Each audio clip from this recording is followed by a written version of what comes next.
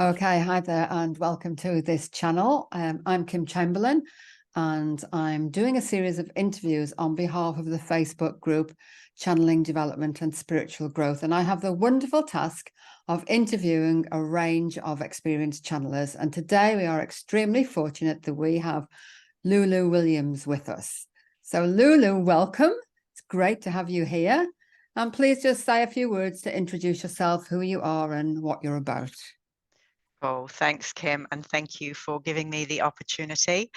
So my name is Lulu. I'm here in Dunedin, New Zealand, wife, mother, grandmother, and really was quite a latecomer into the world of spiritual growth and exploration. So I wasn't one of these people that had this lifelong affinity. It's been as I've matured, really.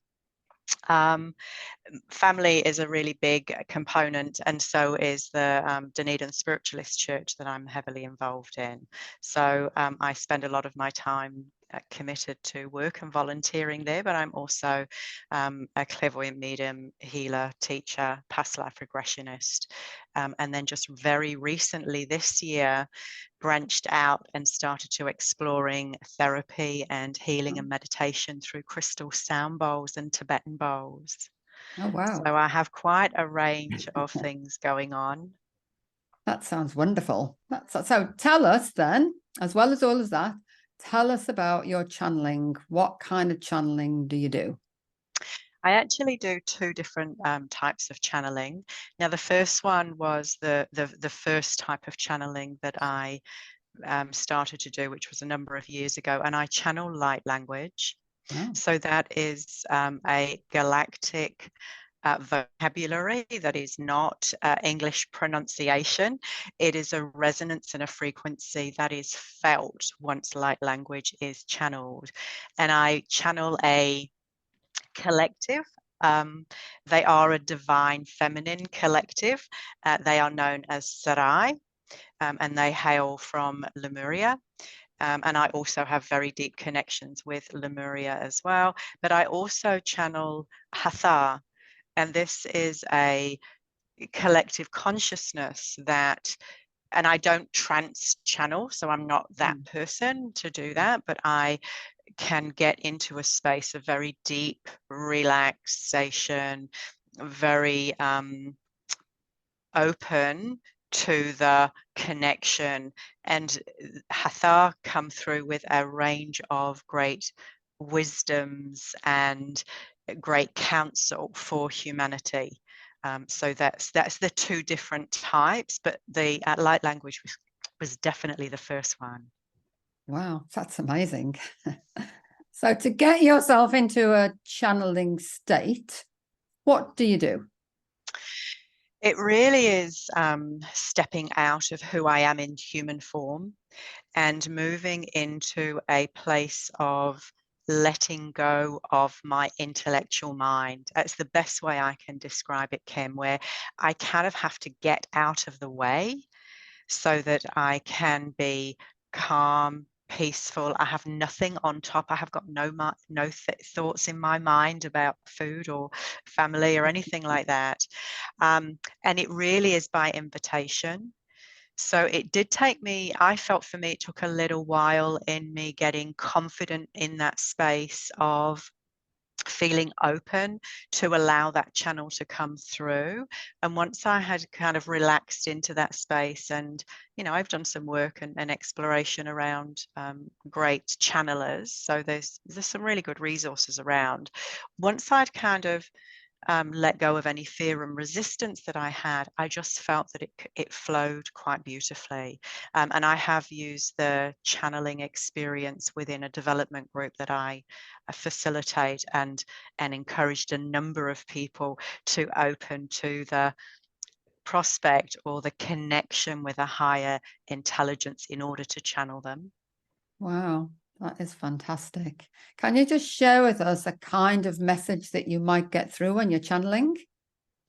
Well, when I'm channeling Hathar, what I try and do is have some points of questioning prior to going in. So when we've done that as a group, we will sit together and come up with a question in terms of, you know, what is the biggest challenge for humanity now, and how can we each singularly navigate our way through that? Could be one of those questions, and we'll sort of narrow that down in the vocabulary, but that's the essence of what we ask. And then that channel voice comes through in terms of how we are connected, and the consciousness, and our own responsibility to our human existence, but also to our soul connection. So it's always surprising when those sorts of very deep, profound responses come up, but it can also be a little bit playful, and it's not always very, very serious at the same time. Nice, nice. So I'm assuming that you did what a lot of us do when we first start off and we think we're making it up. Did you start off like that?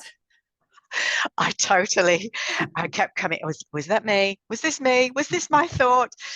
And maybe at the beginning it was, you know, that was the thing. I'm really truthful in my spiritual journey and my endeavors.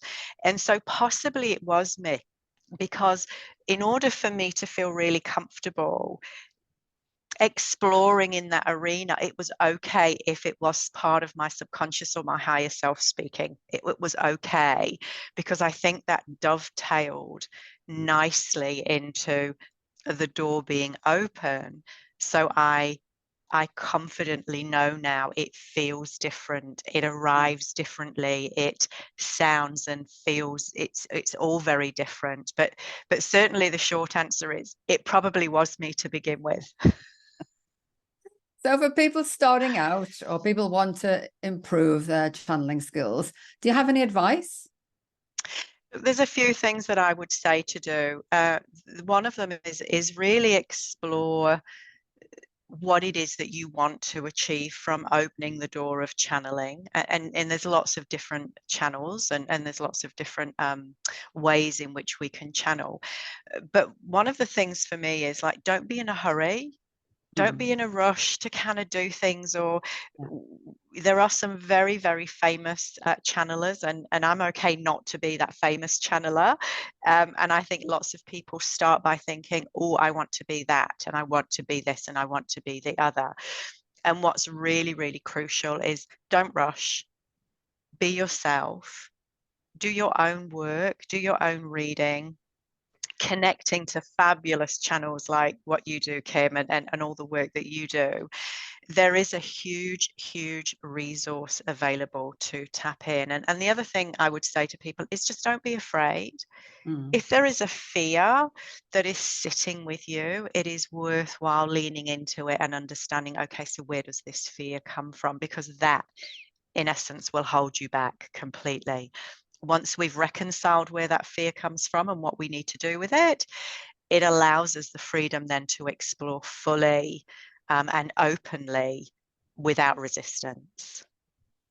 Wise advice. Thanks, Lulu.